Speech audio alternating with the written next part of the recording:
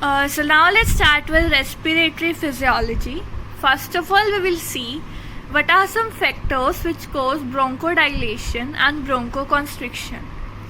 First of all, bronchodilation, it is caused by sympathetic nervous system, adrenaline, adrenergic agents, VIP.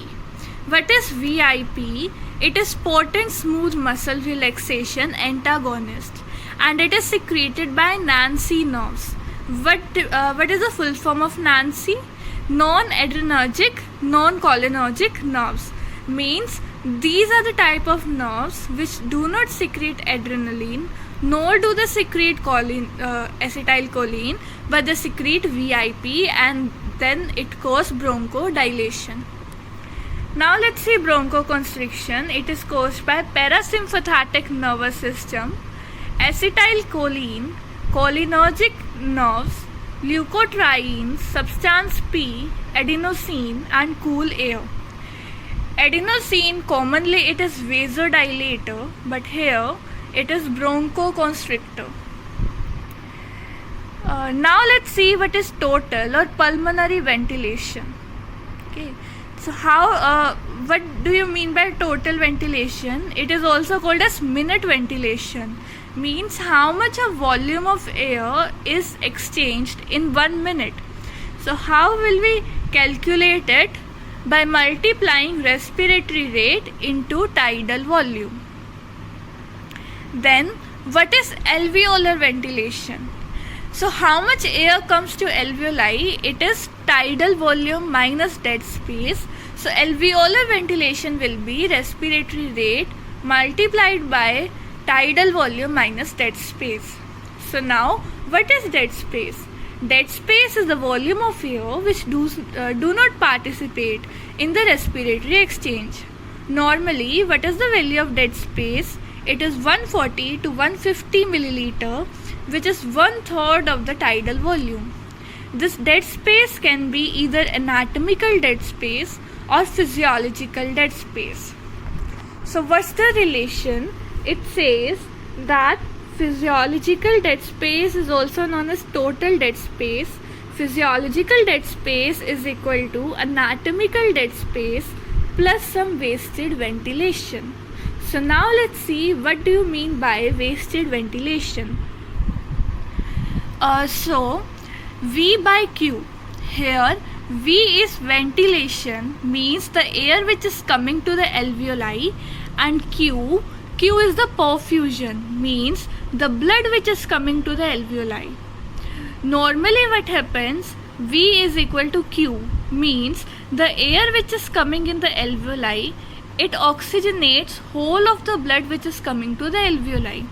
But if V by Q is greater than 1, which means ventilation is greater than perfusion, which means that volume of air which is coming in the alveoli, only some part of it oxygenates the blood.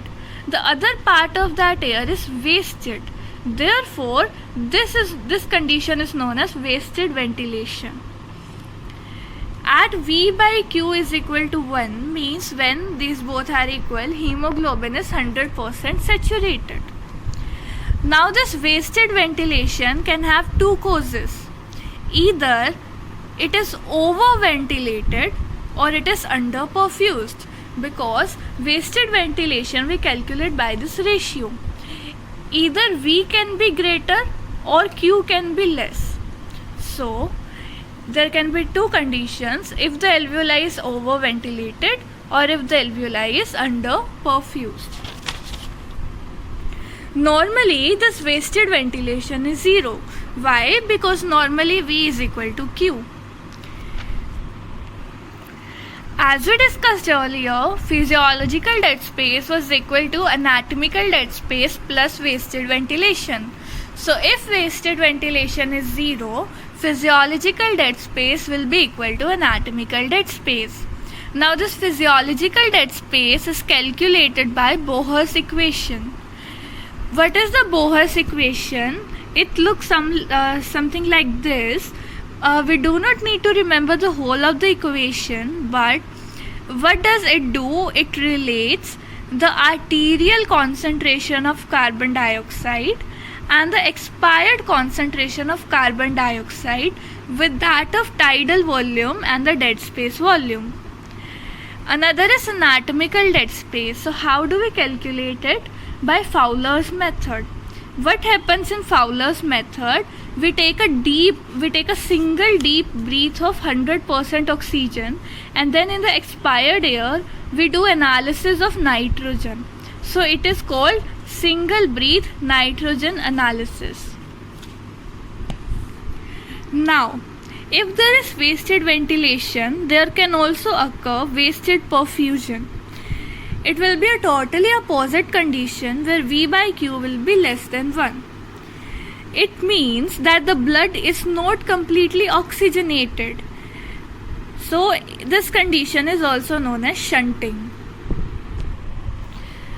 For example, if there is any foreign body in some airway, for example trachea, what will happen? The air coming or the ventilation will decrease.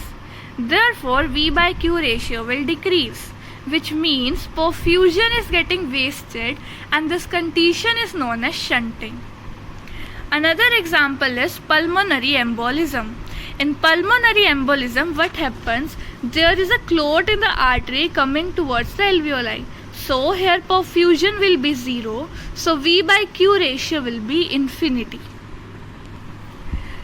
So now let's see some of the lung capacities. Firstly, it's residual volume. What does residual volume means? When we do maximum expiration, some air is left in the lungs. That is known as residual volume. Another is functional residual capacity, which means at the end of normal expiration, the volume of air which remains in the lungs. So we can say that this functional residual capacity is equal to residual volume plus.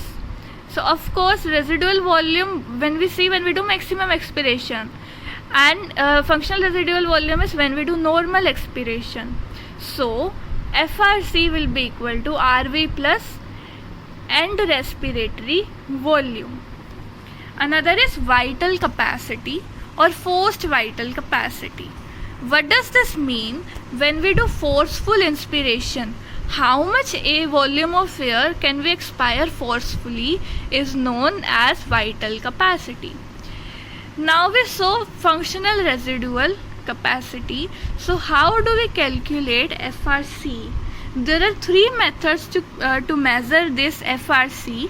First is helium dilution therapy. Second is nitrogen washout method, and third is whole body plethysmography. Next we shall see timed vital capacity. What does this mean? We calculate vital capacity at the interval of 1 second, so it is called FEV1. Then at the interval of 2 seconds, then it is called FEV2, and at the interval of 3 seconds it is called FEV3. So what was vital capacity? We do forceful inspiration. So here we do forceful inspiration and then we forcefully expire. So with the duration of time we will get timed vital capacities. In this we expire as fast as possible. So FEV1 divided by FVC means this will be 70 to 80% of total vital capacity, this 2 will be 90% of total vital capacity, and this 3 will be 99% of total vital capacity.